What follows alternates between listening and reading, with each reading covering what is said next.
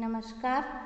આજે આપણે ધોરણ 11માં વાણિજ્ય વ્યવસ્થાની અંદર જે આંતરરાષ્ટ્રીય પ્રકરણ ચાલુ હતું એમાં આગળ આપણે છેલ્લે આયાત વિધિ છે જે કઈ રીતે થતી હતી, કઈ રીતે આપણે માલ છે એ બીજા દેશમાંથી આપણા દેશમાં લાવવા માટે શું શું કરવું પડે, વિદેશી હુંડિયામણથી માંડીને દરેક જહાજે હોય તો કયો ચાર્જ છે એ ચૂકવવો પડે એ બધી વાત કરેલી. આજે આપણે નિકાસ વિધિ વિશે અભ્યાસ કરવાનો છે.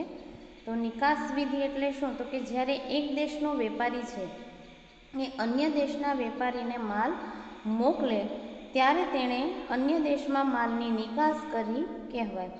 જુદા જુદા દેશોમાં નિકાસ વિધિ છે એ જુદી જુદી હોય છે. ભારતમાંથી માલ નિકાસ કરવાની વિધિ એ અહીંયા આપણે આજે એના વિશે વાત કરવાની છે.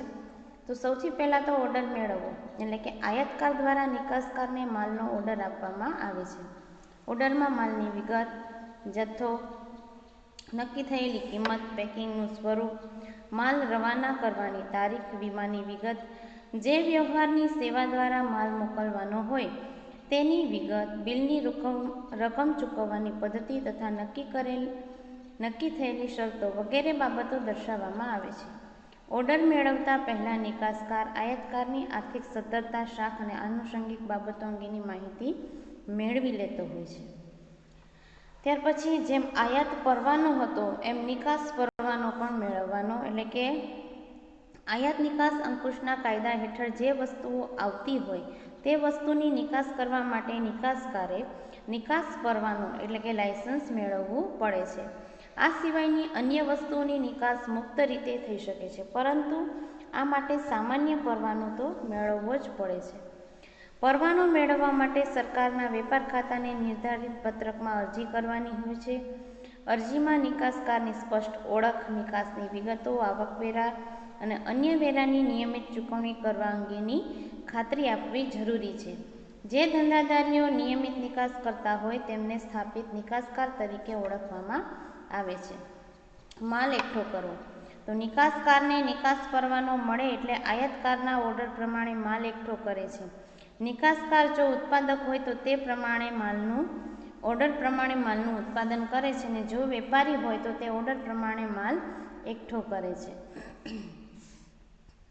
ત્યાર પછી હુંડિયામણ અંગેની કામગીરી. 1991 પછીના આર્થિક સુધારાઓથી વિદેશી હુંડિયામણ અંગેના ઘણા નિયંત્રણો હળવા થયા.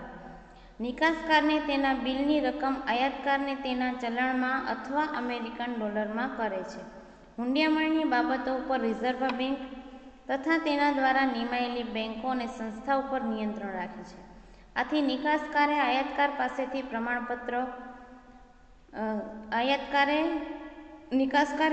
પાસેથી મળવાપાત્ર હુંડિયામણનું પોતાના દેશના ચલણમાં રૂપાંતર કરવું, રિઝર્વ બેંક ઓફ ઇન્ડિયાને અરજી કરવી પડે છે. આ અરજીમાં પોતાને કેટલું હુંડિયામણ મળવાનું છે વગેરે અંગેની સંપૂર્ણ માહિતી જણાવવી પડે છે. તો આ અરજીની એક નકલ નિકાસકાર પોતાની જે બેંક કે સંસ્થા દ્વારા વ્યવહાર કરતો હોય તેને આપવી પડે છે.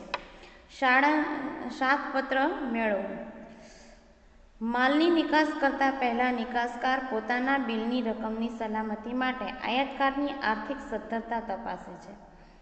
તે માટે નિકાસકાર આયાતકારને પત્ર લખી તેની બેંક પાસેથી શાખપત્ર મંગાવે છે. કેટલીક વાર નિકાસકારની બેંક આ માટે પોતાની વિદેશમાં રહેલી શાખાને આ કામગીરી સોંપે છે, અથવા અન્ય માધ્યમ દ્વારા આયાતકારની શાખ ભરોસાપાત્ર છે તે અંગેનું પ્રમાણપત્ર મેળવી આપે છે. તેને શાખપત્ર તરીકે ઓળખવામાં આવે છે.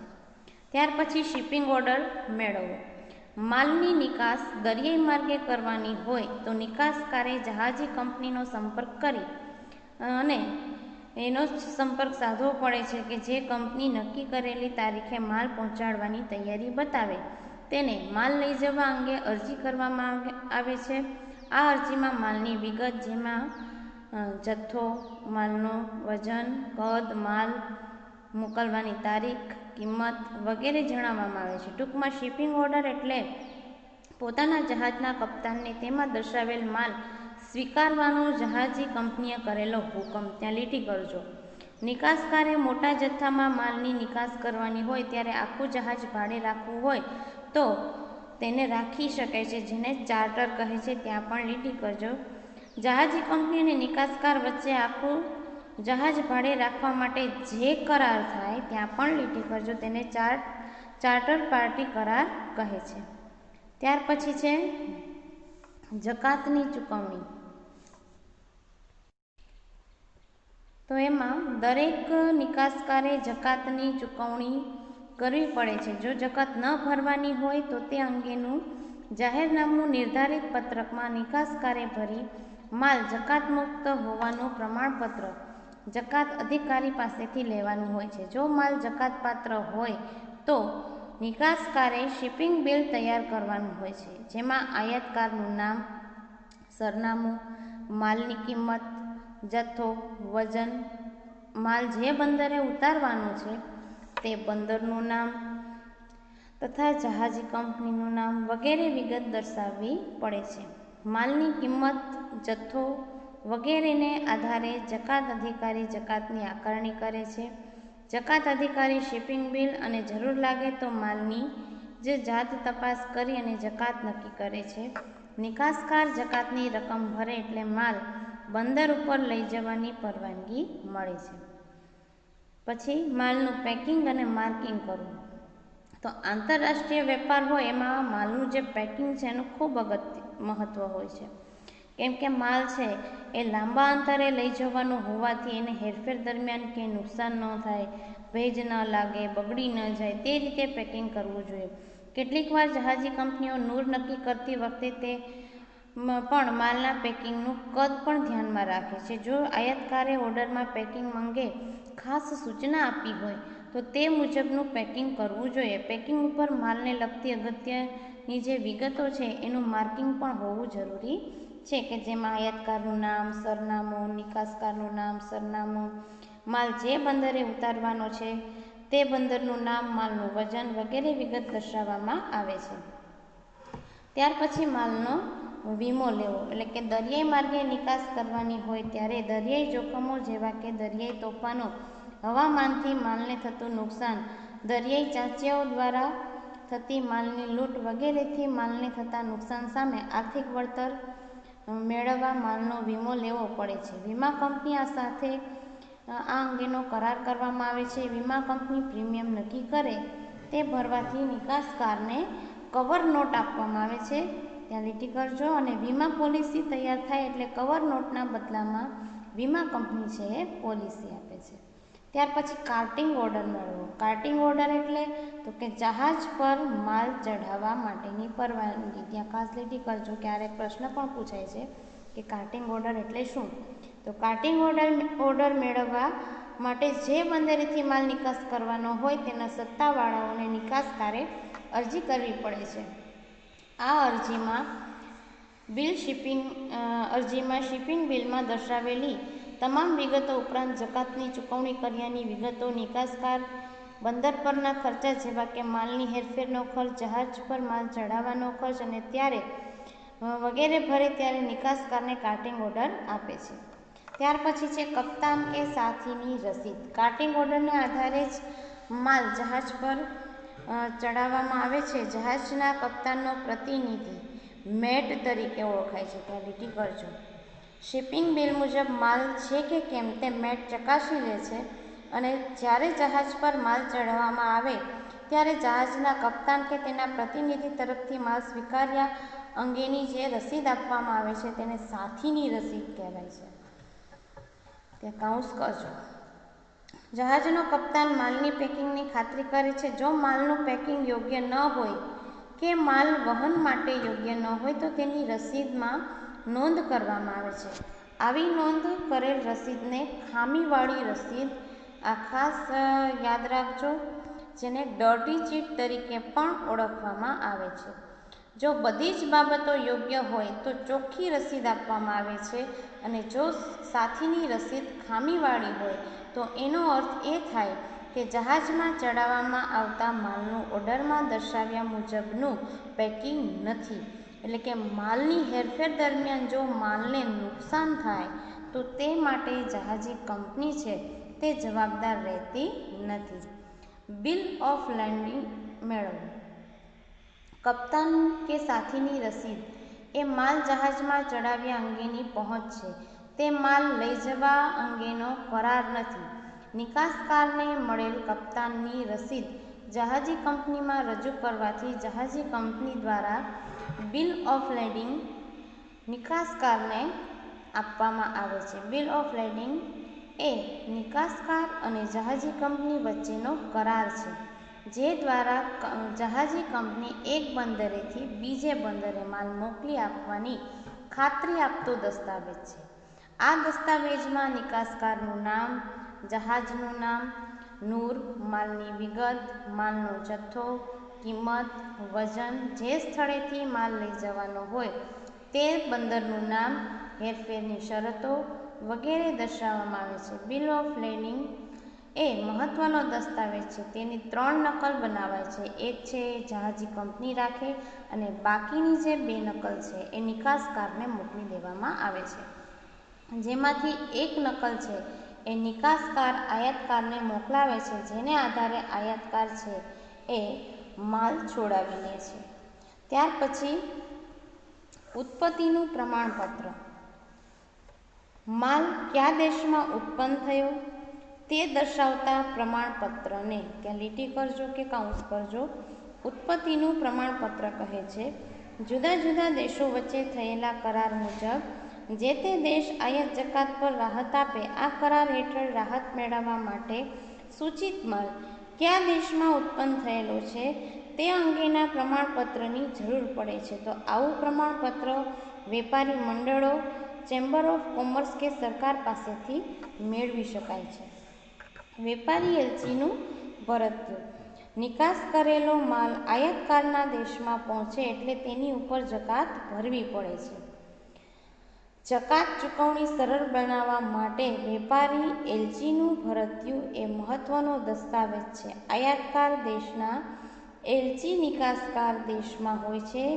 તેની પાસેથી નિકાસકાર માલની કિંમત અંગેનું જે પ્રમાણપત્ર મેળવે છે તેને વેપારી એલચીનું ભરતીયું કહે છે, જેમાં માલનો જથ્થો ને એની કિંમત એવી બાબતો દર્શાવવામાં આવી છે ને જેના આધારે જકાત વસૂલ કરવામાં આવે છે.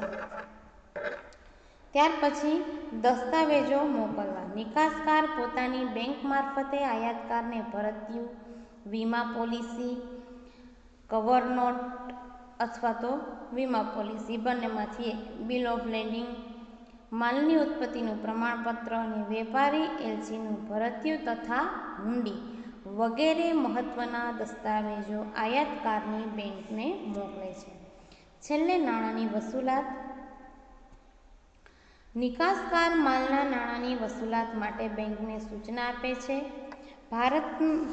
ભરતીયામાં દર્શાવેલી રકમ વસૂલ કરવા નિકાસકાર આયાતકાર પર હુંડી લખે છે. આ હુંડી સ્વીકારી સામેની D/A હોય તેને ચૂકવણી સામેની D/P આગળ જે આપણે આયાતની વિધિ હતી એમાં આવી ગયેલું હોઈ શકે છે. જે સ્વીકાર સામેની હુંડી નિકાસકારની બેંક આ હુંડી આયાતકાર સમક્ષ રજૂ કરી ને તેનો આયાતકાર દ્વારા સ્વીકાર થતાં માલ અંગેના જરૂરી દસ્તાવેજો આપે છે. પરંતુ જો નાણાંની ચૂકવણી સામેની હોય તો હુંડીના નાણાં પૂરેપૂરા ચૂકવાયા પછી બેંકો દસ્તાવેજ આપે છે અને સ્વીકાર સામેની હુંડીના નાણાં પાક્યા તારીખે બેંક વસૂલ કરી અને નિકાસકારને મોકલી આપે છે. જ્યારે ચૂકવણી સામેની હુંડીના નાણાં નિકાસકારને મોકલી આપવામાં આવે છે. ત્યાર પછી વિશ્વ વ્યાપાર સંગઠનમાં આગળ આપણે જોઈએ તો આંતરરાષ્ટ્રીય વ્યાપાર સંધિ કરાર અને વિશ્વ વ્યાપાર સંગઠનની ભૂમિકા. બીજા વિશ્વ યુદ્ધ પછી આંતરરાષ્ટ્રીય ક્ષેત્રે રાજકીય સમીકરણમાં ફેરફાર થયા. યુદ્ધમાં રોકાયેલા રાષ્ટ્રો આર્થિક રીતે ખુવાર થયા, એટલે કે પાછળ રહી ગયા. નવી રાજકીય પરિસ્થિતિમાં વિશ્વ સમુદાયને વેપારમાં અને અન્ય ક્ષેત્રે સહયોગ સાધવા એક સંગઠનની જરૂરિયાત ઊભી થઈ. જેના કારણે આંતરરાષ્ટ્રીય વ્યાપાર સંધિ કરાર GATTની શરૂઆત થઈ. દરેક દેશ પોતાની જરૂરિયાત અનુસાર નાકાબંધી વાડાઓ ઊભા કર્યા અને તેનાથી જોઈ તેવો વિકાસ કરી શક્યો નહીં. પરિણામે ઉદારીકરણની જરૂરિયાત ઊભી થઈ અને વિશ્વ વ્યાપાર સંગઠન એટલે કે WTOની શરૂઆત થઈ. હવે વિશ્વ વ્યાપાર સંગઠનનું કાર્ય આંતરરાષ્ટ્રીય વ્યાપારના સંબંધોનું સંચાલન કરવાનું છે, જેથી સમગ્ર વિશ્વનો એક જ વ્યાપાર મંચ ઊભો થાય અને વૈશ્વિકરણનો માર્ગ અને વ્યાપ વધે. આ સંગઠનને સમર્થન આપતા વિશ્વના 104 દેશોએ, ખાસ લીટી કરજો, હસ્તાક્ષર કર્યા. 1995ની 1 જાન્યુઆરીથી આ સંગઠને તેની વિધિસરની કાર્યવાહી શરૂ કરી.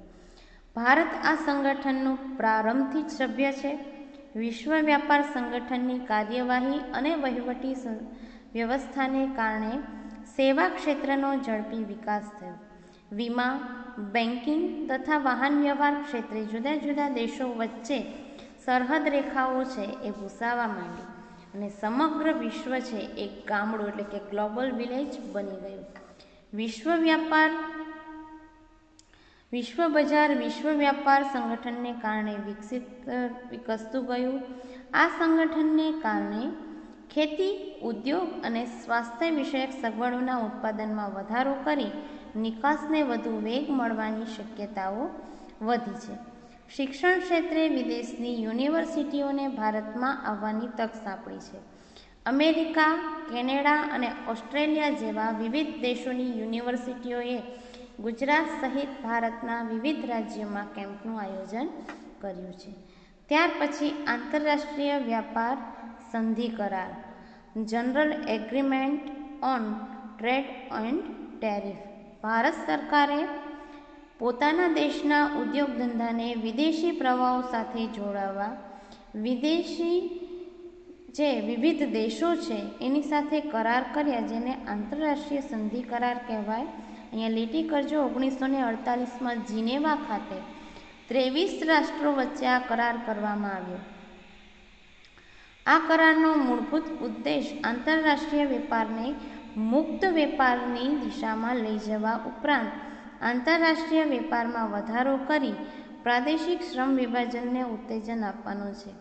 આંતરરાષ્ટ્રીય વ્યાપાર સંધિ કરાર એ વૈશ્વિકરણને અનુરૂપ મુક્ત વ્યાપાર નીતિ છે. શાસન વ્યવસ્થામાં પણ સાનુકૂળ છે અને ભૌતિક સુવિધાઓ પણ ઝડપથી વિસ્તરતી જાય છે. વ્યાપાર જગતમાં નૂતન પ્રવાહો વિવિધ સ્વરૂપે ભારતમાં આકાર પામતા રહ્યા છે. ત્યાર પછી આંતરરાષ્ટ્રીય વેપારની જે સમસ્યાઓ છે તો એમાં વિશ્વના જુદા જુદા દેશો વચ્ચે થતો વેપાર એટલે આંતરરાષ્ટ્રીય વેપાર, જેમાં જુદા જુદા દેશના વિવિધ રીતે નિયંત્રણ હોય છે. તો સૌથી પહેલી એમાં સમસ્યા કઈ નડે? ચલણની. કારણ કે દરેક દેશનું ચલણ કેવું છે? અલગ અલગ. માટે સોદાની જે પતાવટ થાય ત્યારે ચલણની મુશ્કેલી રહે છે. આયાતકાર અને નિકાસકાર પાસે વિવિધ હુંડિયામણ અંગેની જાણકારી ન હોવાથી એ મુશ્કેલી રહે છે. ત્યાર પછી ભાષાની વિવિધતા. વિશ્વની પ્રત્યેક દેશની ભાષા અલગ અલગ હોવાથી ભાષા અંગેની મુશ્કેલી નડે છે. જોકે અંગ્રેજી ભાષા આ મુશ્કેલી થોડે ઘણે અંશે દૂર કરે છે, તેમ છતાં હજુ પણ પછાત દેશો છે એની સાથેના વેપારમાં મુશ્કેલી રહે છે. ત્યાર પછી અંતરની મુશ્કેલી, એટલે કે આપણે ખૂબ જ એકબીજાથી દૂર છીએ એ માટે અંતર વધી જાય તો બે દેશો વચ્ચે અંતર વધારે હોવાથી સંદેશા વ્યવહાર છે, માલ સામાન હેરફેર કરવા માટે ખૂબ સમય જાય છે. પ્રતિબંધો અને અંકુશ. આંતરરાષ્ટ્રીય વેપારમાં જુદા જુદા દેશો પોતાની રાજકીય નીતિ, આર્થિક નીતિ અનુસાર અનેક પ્રકારના નિયંત્રણો મૂકે. તો સરકારના જે વધુ પડતા નિયંત્રણ છે એને કારણે આંતરરાષ્ટ્રીય વ્યાપાર છે એ અવરોધાય. જોખમ. મોટાભાગનો આંતરરાષ્ટ્રીય વેપાર છે એ દરિયાઈ માર્ગે થતો હોવાથી દરિયાઈ માર્ગને હવામાનથી નુકસાન, માલ ડૂબી જવાનો, દરિયાઈ ચાંચિયાઓ દ્વારા માલની લૂંટ વગેરે જેવા જોખમ રહેલા છે. ત્યાર પછી કાયદામાં તફાવત. તો જુદા જુદા દેશમાં વેપારને લગતા કાયદાઓ જુદા જુદા હોય અને આપણે સરળતાથી સમજવાની સમસ્યા રહે છે. વેપારી સંપર્કનો અભાવ. આંતરરાષ્ટ્રીય વેપારમાં વેપારી સંપર્ક ઓછો હોય છે. બે દેશો વચ્ચેનું અંતર વધુ હોય ત્યારે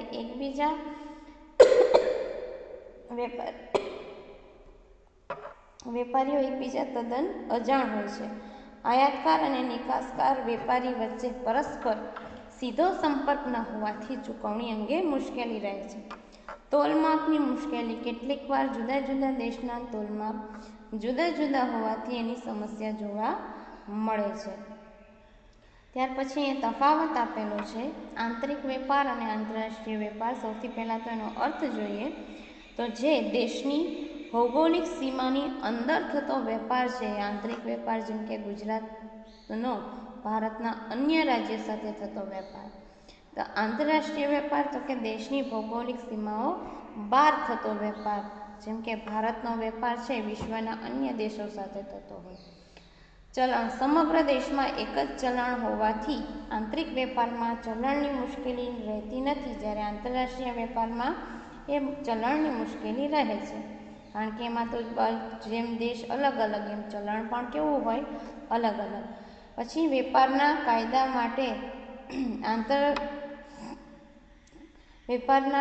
માટે સમગ્ર રાષ્ટ્રમાં એક સરખા હોય. શું કામ? કે આંતરિક વેપાર છે રાષ્ટ્રમાં કાયદા તો સરખા જ હોય. અહીંયા જ્યારે આંતરરાષ્ટ્રીય વેપારમાં અલગ અલગ દેશ માટે અલગ અલગ કાયદા. આંતરિક વેપારમાં ભાષાની મુશ્કેલી નડતી નથી, તો સામે આંતરરાષ્ટ્રીય વેપારમાં ભાષાની મુશ્કેલી નડે છે. આંતરિક વેપારમાં સરકારની નિયંત્રણો ઓછા હોય તો સામે વધુ હોય છે. એમ જોખમનું પ્રમાણ પણ આંતરરાષ્ટ્રીય વેપારમાં વધુ ને આંતરિક વેપારમાં ઓછું. એ જ રીતે અંતરમાં પણ ફેર પડી જશે. તો કે આંતરિક વેપાર છે એ એક જ દેશ પૂરતું કાર્ય સીમિત હોવાથી અંતર ઓછું હોય, તો સામે જુદા જુદા દેશોમાં કાર્યક્ષેત્ર વિસ્તૃત હોય માટે અંતર પણ વધુ હોય. આંતરિક વેપારમાં વીમો લેવો ફરજિયાત નથી, આંતરરાષ્ટ્રીય વેપારમાં ફરજિયાત છે. જકાતની ચૂકવણી. આંતરિક વેપારમાં સરળ અને એનો દર પણ ઓછો હોય છે, જ્યારે આંતરરાષ્ટ્રીય વેપારમાં એની વિધિ જટિલ અને જકાતના દર પણ વધુ હોય છે. આંતરિક વેપારમાં બજાર સીમિત હોય છે અને આંતરરાષ્ટ્રીય વેપાર છે એમાં બજાર કેવું છે તો કે વિસ્તૃત. આપણે આજે અહીંયા આ પ્રકરણ છે એ પૂરું કરીએ છીએ.